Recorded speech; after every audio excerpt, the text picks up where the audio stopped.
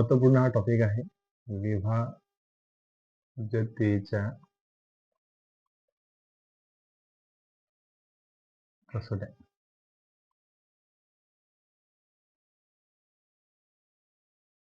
या टॉपिकवर कुठल्याही एक्झाम मध्ये आपल्याला 1 ते 2 प्रश्न हा पाहायला भेटतो.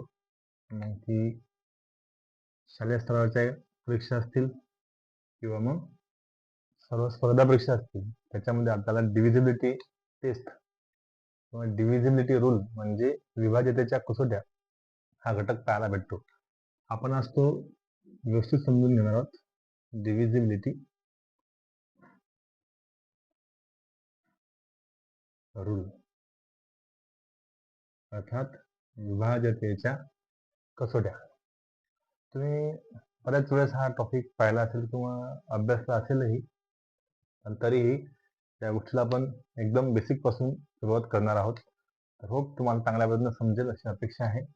पहा, सर्वात पहिले तर हे विभाज्यता काय आहे हे समजून घेणं फार गरजेचं असतं. म्हणून आपण याच्यावर पहिले फोकस करू किंवा विभाज्यता म्हणजे काय, what is mean by divisibility. विभाज्यता कशाला म्हणतात, राईट?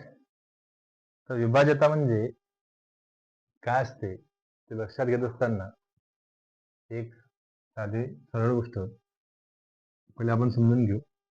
समजा आपल्याकडे भाकर आहे किंवा चपाती आहे. त्या चपातीचे आपण समजा 4 भाग करतो. 4 काय करतो? भाग करतो, बरोबर आहे? 4 समान भाग करतो. आता या चपातीचे किंवा या भाकरीचे जर समजा आपण 4 समान भाग केले, तर काही शिल्लक राहिलं काय? नाही राहिलं. काहीही शिल्लक राहणार नाही. म्हणजे उर्वरित भाग काही झाला नाही, बाकी काहीच उरलं नाही. तर विभाज्यता हे अशीच गणितातली क्रिया आहे की ज्या क्रियेमध्ये आपण काय करतो, ज्या क्रियेमध्ये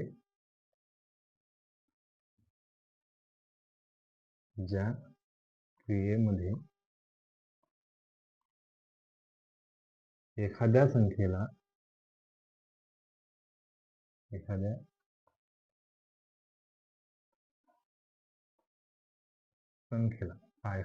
आपण काय करतो, एखाद्या संख्येला दुसऱ्या संख्येने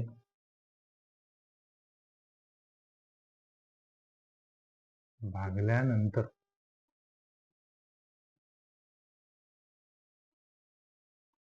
बाकी शून्य राहणे, बाकी काय राहणे? शून्य राहणे म्हणजे विभाज्यता. म्हणजे काय होय? विभाज्यता होय. जर तुम्हाला कोणी विचारलं की व्हॉट इज द डिव्हिजिबिलिटी, तर एकदम साधी गोष्ट लक्षात घ्यायची.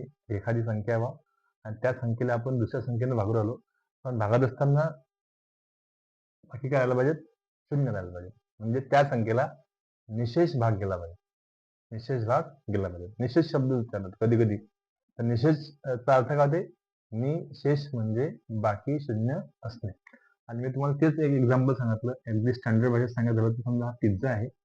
या पिझ्झाच्या आपण काय केले, समान भागात काय केली, त्याची वाटणी केली. समान भागात काय केली आपण त्याची वाटणी केली. तर आपल्याला असे 4 काय पाहायला भेटतील? पोर्शन पाहायला भेटतील, भाग पाहायला भेटतील.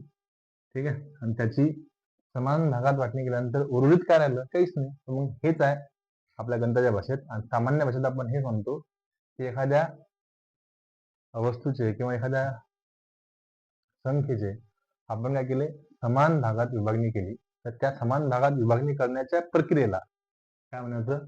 विभाज्यता असं म्हणायचं. आता ही विभाज्यता जेव्हा आपण पाहतो तर त्यावेळेस याचे काही नियम्स आहेत.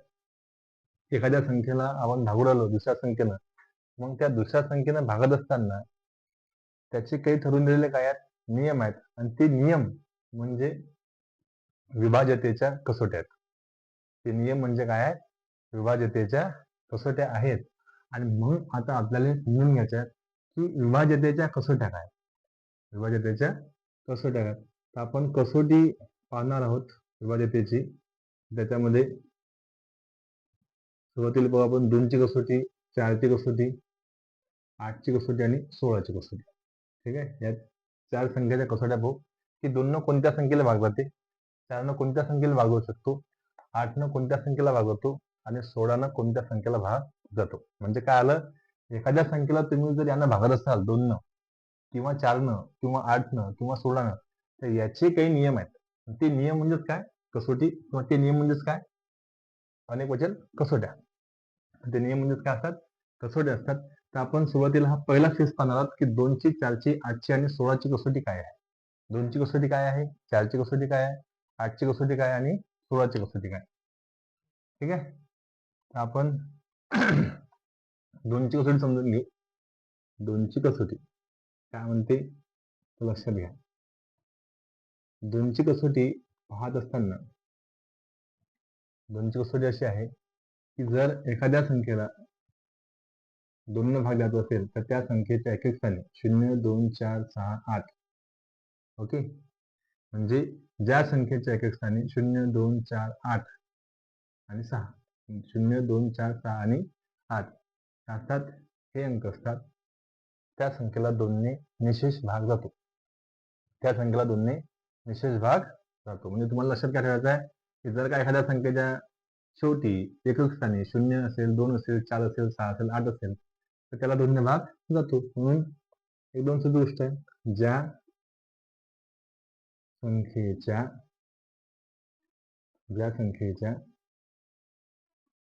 एकक स्थानी म्हणजे शेवटची संख्या, ज्या संख्येच्या एकक स्थानी 0, 2, 4, 6, 8 हे अंक असतात,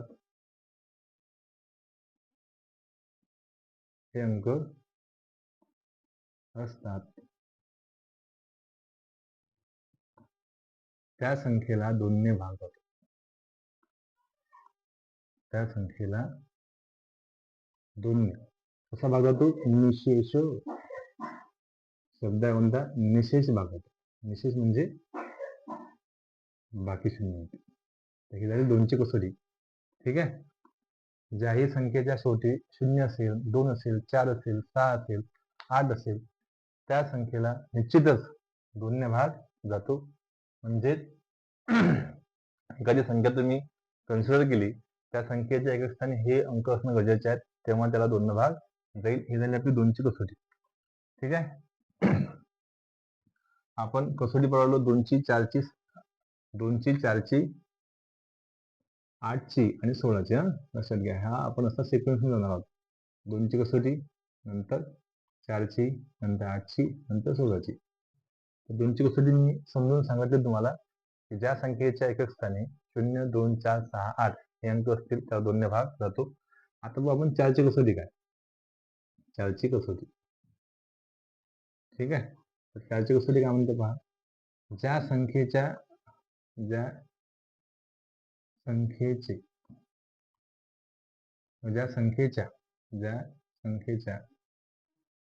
शेवटच्या 2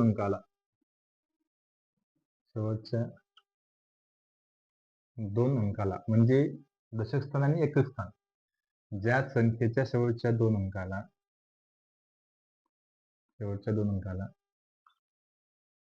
4 ने भाग जात असेल, ज्या संख्येच्या शेवटच्या 2 अंकाला 4 ने भाग जात असेल, तर त्या पूर्ण संख्येला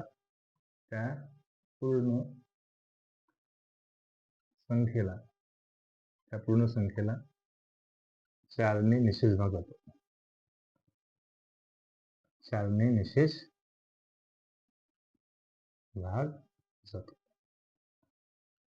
मेन्शन करा. एखादी संख्या किती मोठी संख्या असू द्या, त्या संख्येचे जे शेवटचे 2 अंक आहेत, म्हणजे एकक स्थानी आणि दशक स्थानी जे शेवटचे 2 अंक आहेत, त्या शेवटच्या 2 अंकाला जर 4 ने भाग गेला तर पूर्ण संख्येला काय होते, 4 ने भाग जातो. मग आता ही जी संख्या आपण दिली या ठिकाणी 8064, या संख्येचे शेवटचे 2 अंक कोणते आहेत, 6 आहे आणि 4 आहे. मग 64 ला जर 4 ने भागात असेल तर या 8064 ला सुद्धा काय होते, 4 ने भाग जातो. पुढचे एक्झाम्पल घ्या. आता हे आपण संख्या घेतली एवढी मोठी, एकक, दशक, शतक, हजार, दशलक्ष, लक्ष, 7,05,244. या संख्येला 4 भागात ते काय, ते एकदम सोपी गोष्ट. तुम्हाला काय करायचं आहे, शेवटच्या 2 अंकाला पाहायचं आहे. जर शेवटच्या 2 अंकाला जर 4 भाग गेला तर संपूर्ण संख्येला 4 भाग जातो. आणि एक गोष्ट अजून लक्षात ठेवायची, 4 भाग जाण्यासाठी दुसरी गोष्ट लक्षात ठेवा की 4 भाग कधी जातो, जर संख्येच्या शेवटी किंवा संख्येच्या शेवटचे 2 अंक शेवटी 2 शून्य असतील, 0 असतील, 2 शून्य असतील, 2 शून्य असतील, तर अशा संख्येला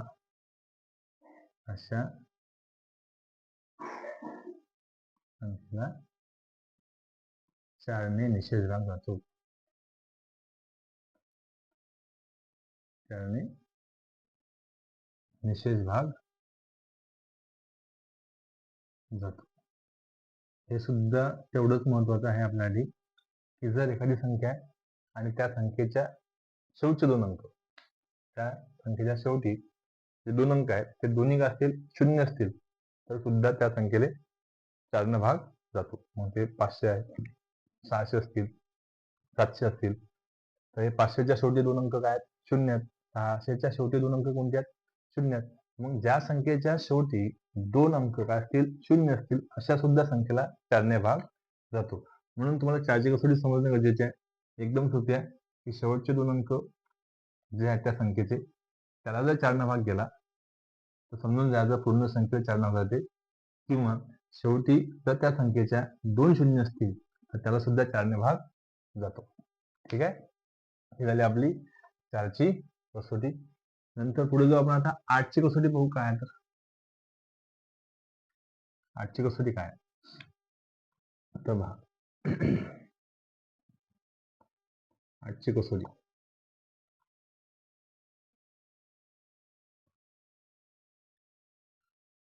काय म्हणते, तर ज्या संख्येच्या शेवटच्या 3 अंकाला म्हणजे शतक, दशक, एकक, ज्या संख्येच्या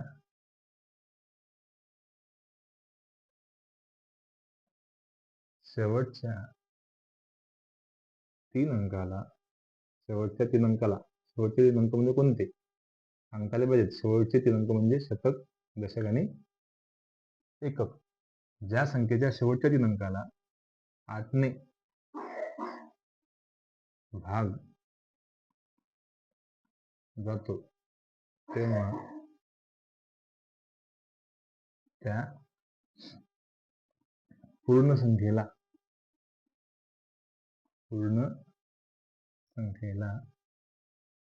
8 ने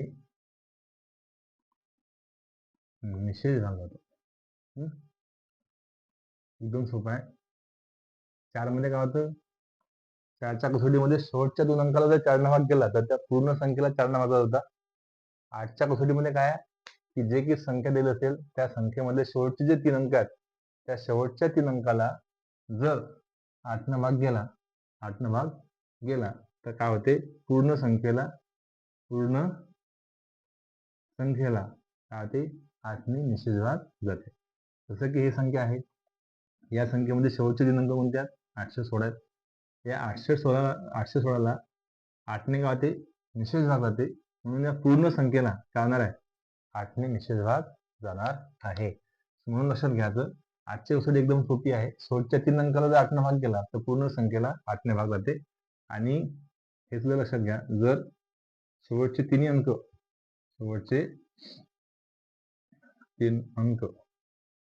3ही अंक शून्य असतील, शून्य असतील, जर शेवटचे 3ही अंक शून्य असतील तर त्या संख्येला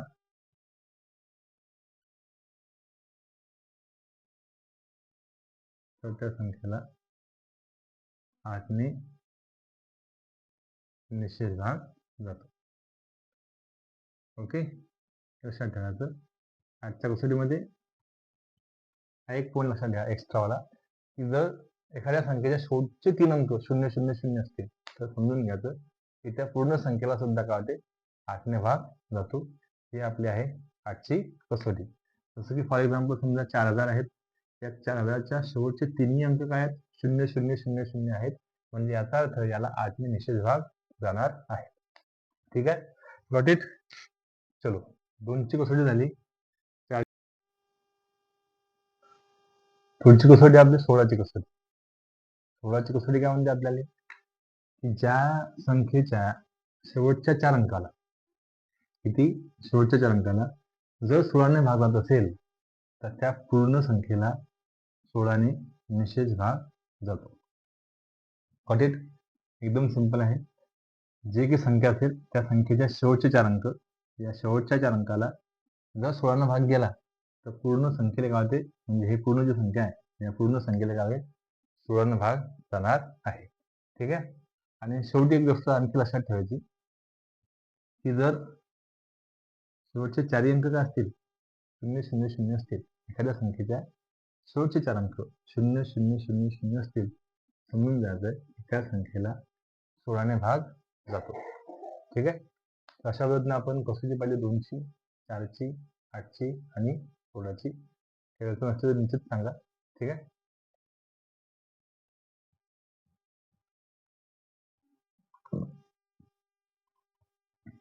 तीन आणि 9ची कसोटी.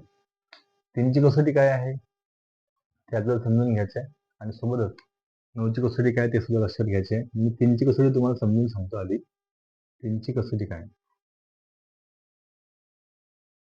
3ची कसोटी पहा.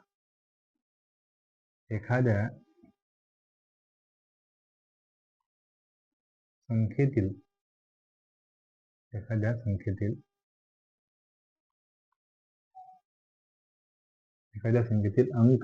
अंकांची बेरीज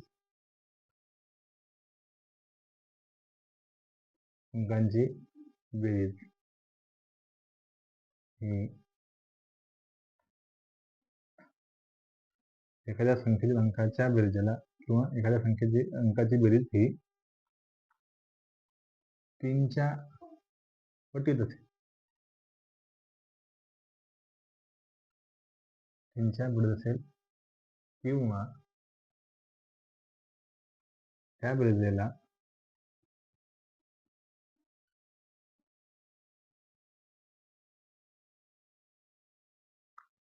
तीनने भाग जात असेल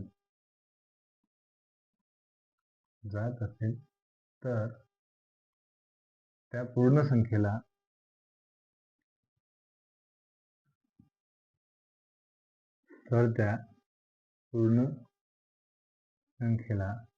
तीनने निशेष भाग जातो.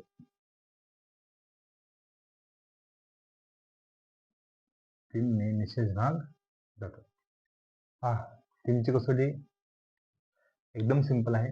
जे की संख्या दिली असेल त्या संख्येमध्ये जेवढे अंक असतील त्या अंकांची काय करायची, बेरीज करायची. आता ते बेरीज जर समजा 3च्या पटीत आली किंवा त्या बेरजेला जी बेरीज आपण केली त्या बेरजेला जर 3ने भाग जात असेल तर समजून द्यायचं की पूर्ण संख्येला सुद्धा काय होते, 3ने निशेष भाग जातो. 3ने निशेष भाग जातो. समजा आता हे संख्या घेतली आपण 9114. तुम्हाला पाहायचं की या संख्येला 3ने भाग जाते का, मग 3ने भाग जाते का हे जर तुम्हाला पाहायचं असेल तर एकदम साधी सोपी गोष्ट लक्षात घ्या, या सर्व अंकांची बेरीज करा. अंकांची बेरीज करू आपण. 9 + 1 + 1 + 4. 9 + 1 10, 10 1 11, 11 4 15. किती आली बेरीज, 15 आली. म्हणजे आता आपल्याला समजलं की जी संख्या आहे त्या संख्येमधील अंकांची बेरीज 15 आहे आणि ही 15ची बेरीज आली, ही बेरीज 3च्या पटीत आहे किंवा त्या बेरजेला 3ने भाग जाते. 3च्या पटीत आहे ना, 3 × 5 = 15. 3च्या पटीत आहे. आणि जर का समजा 3च्या पटीत आहे तर याचा साधा सरळ अर्थ असा आहे की हे जे संपूर्ण संख्या आहे 9114 या संख्येला सुद्धा 3ने काय होते, भाग जातो.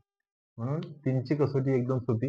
एखाद्या संख्येतील अंकाची बेरीज ही 3च्या पटीत असेल किंवा 3ने निशेष भाग जात असेल तर त्या संख्येला किंवा त्या पूर्ण संख्येला 3ने निशेष भाग जातो. ठीक आहे, काहीच करायचं नाही आहे. अंकाची बेरीज करायची आहे, ती बेरीज 3च्या पटीत पाहिजेत किंवा त्या बेरीजला 3 भाग गेला पाहिजेत. समजून जायचं पूर्ण संख्येला 3ने निशेष भाग जातो. ठीक आहे, आता बघू आपण 9ची कसोटी. 9ची कसोटी सुद्धा जेवढी साधी आणि सोपी आहे. तर पहा 9ची कसोटी काय म्हणते, तर एखाद्या संख्येतील अंकाची बेरीज करायची. जशी आपण 3ची बेरीज करतो तशीच 3च्या वेळेस करतो ना आपण. 3ची कसोटी पाहत असताना अंकाची बेरीज केली. इथं सुद्धा 9ची कसोटीमध्ये एखाद्या संख्येतील अंकाची बेरीज ही 9च्या पटीत असेल किंवा त्या बेरीजला 9ने जर भागवत असेल तर समजून जायचं की त्या पूर्ण संख्येला 9ने निशेष भाग जातो. इथं सुद्धा आपल्याला करायचे आहे, अंकाची बेरीज करायची आहे आणि ही अंकाची बेरीज जर 9च्या पटीत असेल, काय असणार आहे, 9च्या पटीमध्ये असेल तर समजून जायचं की आपल्याला या संख्येला 9ने निशेष भाग जातो. समजा मी तुमच्यासाठी एक एक्झाम्पल घेतलं आहे. पहा 9,882. आता हे जर उदाहरण तुम्ही पाहिलं तर तुमचं लक्षात येते की इथं या संख्येला 9 भाग जातो का. त्यासाठी तुम्हाला 9ची कसोटी माहित पाहिजे. कसोटी एकदम सोपी आहे की एखाद्या संख्येतील अंकाची बेरीज करा. आता आपण अंकाची बेरीज करू. इथं अंक आहे 9 अधिक आहे 8 अधिक 8 आणि अधिक हे 2. याची बेरीज करा. 9 आणि 8 किती होतात, 17.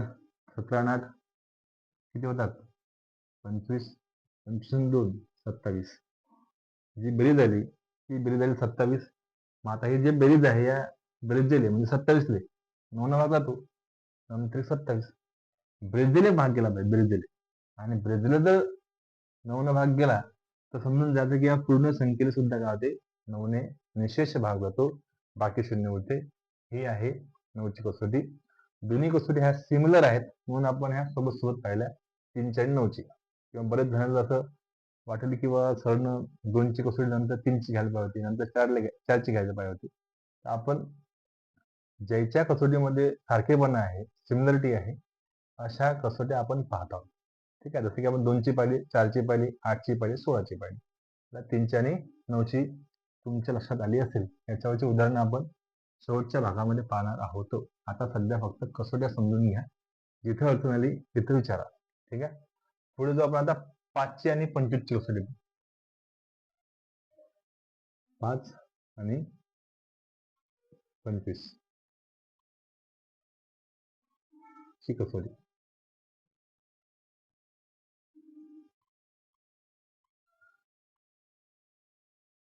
5 आणि 25ची कसोटी. आता 5ची कसोटी काय आहे आणि 25ची कसोटी काय आहे ते आपण दोन्ही कसोटी प्रॉपरली समजून घेऊ. 5ची कसोटी एकदम सिंपल आहे. 5ची कसोटी काय म्हणतात, जर संख्येच्या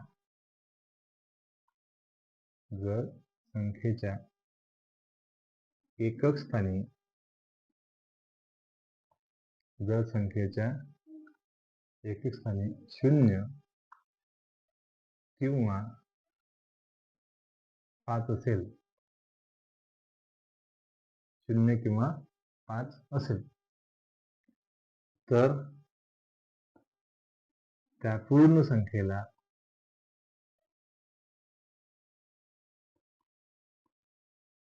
त्या पूर्ण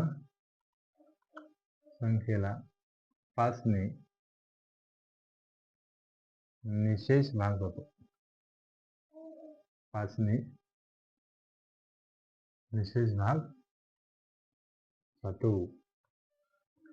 ठीक आहे, एकदम साधी आणि सहज तुमच्या लक्षात येईल अशी एक कसोटी आहे. कसोटी सर्व सोप्याच आहेत. फक्त कंडिशन काय की हा सोपा भाग आम्हाला काला शिकवतात, बरोबर आहे. पण ह्या सोप्या गोष्टी बरेचसे उदाहरणं आपले असे असतात की ते टॅकल करताना प्रॉब्लेम होतो.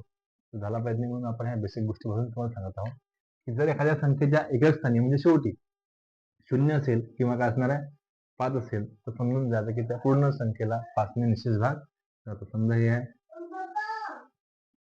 हे पाहून घ्या किती आहे, 40,550.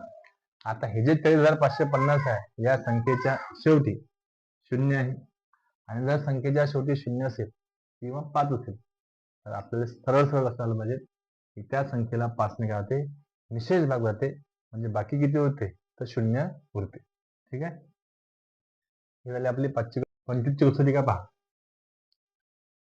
जर संख्येच्या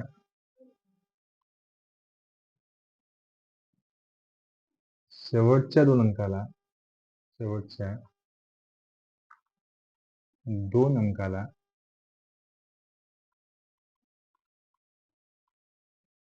जर संख्येच्या शेवटच्या दोन अंकाला 25 ने भाग जात असेल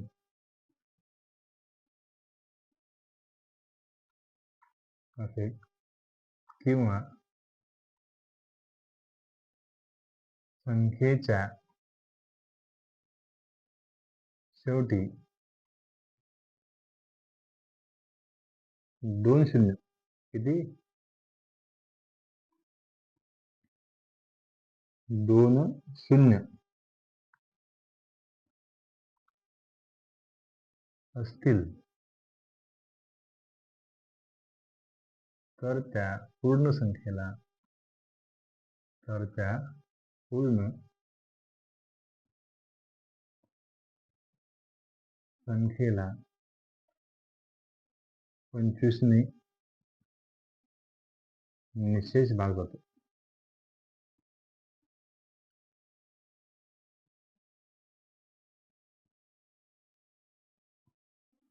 ठीक आहे,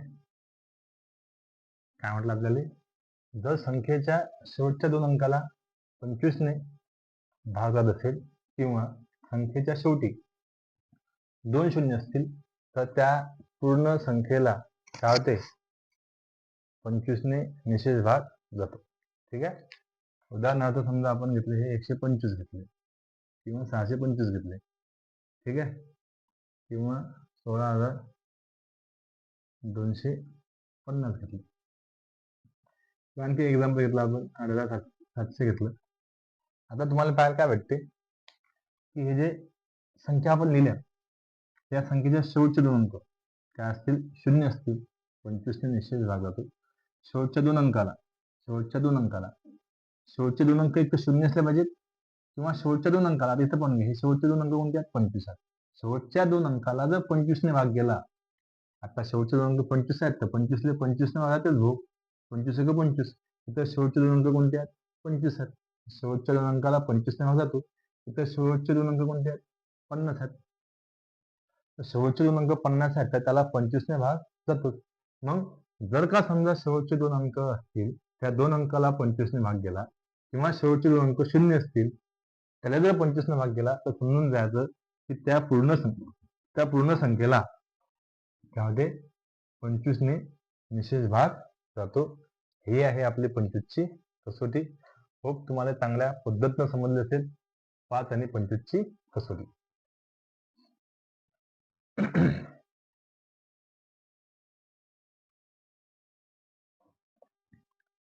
यानंतर आपण पुढे जाऊ पुढच्या कसोटीकडे. आता आपण पाहणार 6ची कसोटी, 12ची कसोटी आणि 15ची कसोटी. 6, 12 आणि 15ची कसोटी.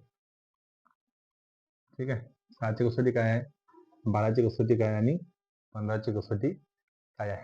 आता लिहिण्याचं मी टाळतो, फक्त इथं सांगतो 6ची कसोटी काय, 6ची कसोटी इथं सांगतो, 12ची कसोटी काय आहे आणि 15ची कसोटी काय आहे ते तुम्हाला सांगतो. जर संख्येला एखादी जी संख्या आहे त्या संख्येला 2 ने 3 ने जर भाग गेला तर एखादी संख्या आहे त्या संख्येला 2 ने आणि 3 ने जर भाग जात असेल तर त्या संख्येला 6 ने सुद्धा भाग जातो, विशेष भाग जातो. झाली 6ची कसोटी. एकदम सिंपल. डोक्यात काय टाकायचं आहे की 6ची कसोटी आहे, 6 ने भाग जातो का हे जर तुम्हाला चेक करत असेल लक्षात घ्यायचं, जर त्या संख्येला जी संख्या दिलेली आहे त्या संख्येला 2 ने भाग गेला किंवा त्या संख्येला 3 ने भाग गेला किंवा नाही, जर त्या संख्येला 2 व 3 ने 2 न बी गेला पाहिजे आणि 3 ने पण गेला पाहिजे तर तेव्हा त्या संख्येला 6 ने निशेष भाग जातो. ही आहे आपली 6ची कसोटी. लिहून द्यायची गरज पडेल काय? स्टेटमेंट लिहायचं. जर एखाद्या संख्येला 2ने व 3ने भाग जात असेल तर त्या संख्येला 6ने निशेष भाग जातो. Got it? चलो, पुढे कोणती कसोटी आहे? 12ची. 12ची कसोटी सुद्धा तशीच आहे. जर एखाद्या संख्येला 3ने आणि 4ने भाग जात असेल, 3 व 4ने भाग जात असेल तर त्या संख्येला 12ने सुद्धा भाग जातो. ठीक आहे, एकदम सिंपल. राहील लक्षात. स्टेटमेंट लिहिता येईल. एखाद्या संख्येला 3ने व 4ने भाग जात असेल तर 12ने सुद्धा भाग जातो. प्रॉब्लेम सॉल्व्ह करताना, उदाहरणं सॉल्व्ह करताना याचा उपयोग होणार आहे. ठीक आहे, तर 12ची कसोटी तुमच्या लक्षात आली पाहिजेत काय तर. आणि 15ची कसोटी लक्षात ठेवा. जर एखाद्या संख्येला 3ने आणि 5ने भाग जात असेल तर त्या संख्येला 15ने सुद्धा निशेष भाग जातो.